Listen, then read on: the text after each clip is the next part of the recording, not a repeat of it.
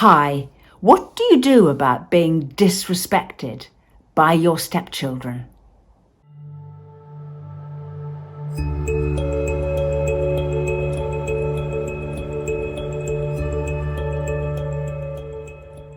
Subscribe to my channel and hit the notification bell, and I'll let you know every time I post.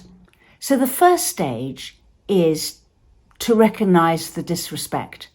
What is it disrespect about, and how is the disrespect being shown? Is it being shown to your face? Are they telling other people?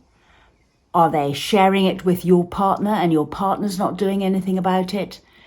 Analyse exactly when it's happening and how. First of all, do nothing but observe it for a little bit, until you've decided what you're going to do. And then, if possible, mention it to your partner and point it out to your partner. Because with your partner's backing, lack of respect can become a lot easier to deal with. Because if your partner backs you, the child is very likely to stop being disrespectful sooner. So if that's a possibility, do that.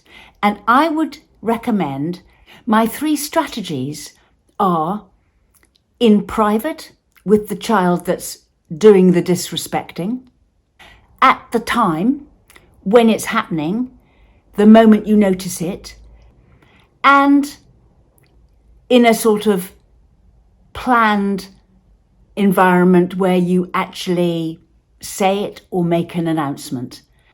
And this is what I'd do. Wait for it to happen again. At the place, at the time, it happens again. How about showing that you've noticed it? Instead of pretending it didn't happen and hoping they didn't mean it, instead, turn to them immediately and raise an eyebrow and say, "What was that about?" Or, "Come again? What are you saying?" Or, "What do you mean by that?" Inquire. Ask them what they meant. Ask them to repeat it. And then say, "Really? Is that what you're wanting to do or wanting to say?" Catch them out at the time. Now this takes bravery because you're wanting the relationship to be good. But this is a kind of poison that can, if you just ignore it, will just keep on going, and they'll get braver and braver, and they will get more and more horrid in their rudeness. So that's plan 1.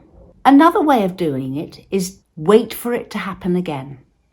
And then at the next opportunity, or very soon afterwards, you talk to the child and say, "So when you came into the room and said this, what was the purpose of you saying that? Could you tell me? Because we need to have a discussion about this."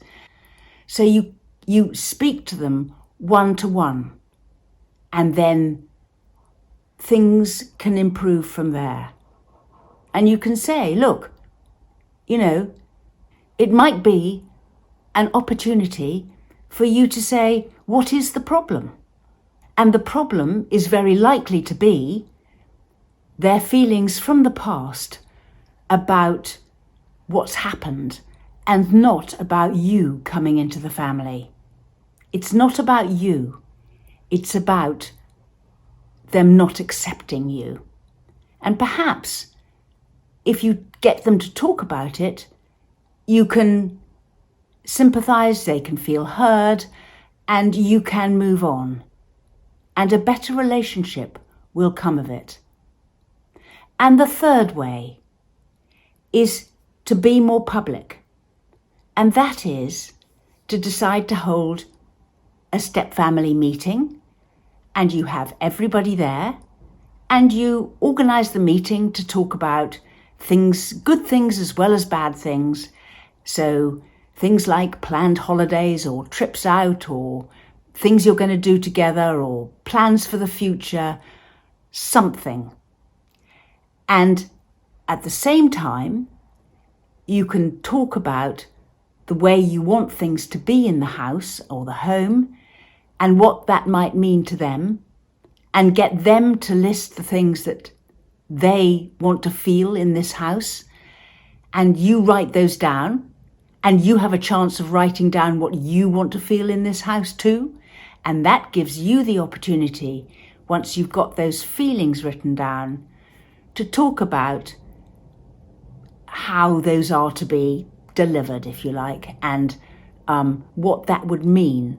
And that would mean showing respect for others in the home. And you've got it then out in the open as a household rule for everybody. I have written a booklet on this, and it's called Meeting as a Step Family. At a meeting, you can also choose the time to make the announcement. So, for example, supposing a family holiday is planned and you're wanting the change of behaviour, you hold a meeting before the family holiday to discuss the holiday. And in it, you say that, how do you want the holiday to be? And get them to list their hopes. And you list your hopes too. And from that discussion, respecting one another and all of you respecting each other comes out of that discussion. So it's a much more public arena. You make an announcement. You say, well, therefore, we're going to be doing these 4 things. We're going to be neat and tidy. We're going to respect one another. We're going to be polite, and we're going to be on time. I don't know. But, it's kind of, you make it part of a bigger family announcement. So it is worth tackling disrespect. It's no good for anybody's self-esteem to be disrespecting of others. It's really not good for them. And likewise, it's really not good for you.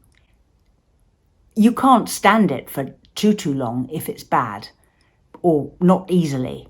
So really take it on and try and do something about it. Speak to your partner, but it's really important for your relationship to get this sorted, because it's very difficult to stay in a family where you're openly disrespected. Families don't make it like that. So it's a question of do something, or it may all fall to bits. It's difficult. We run workshops, sessions, an email response service, and we write booklets. Look in our description box below for links to our social media and website.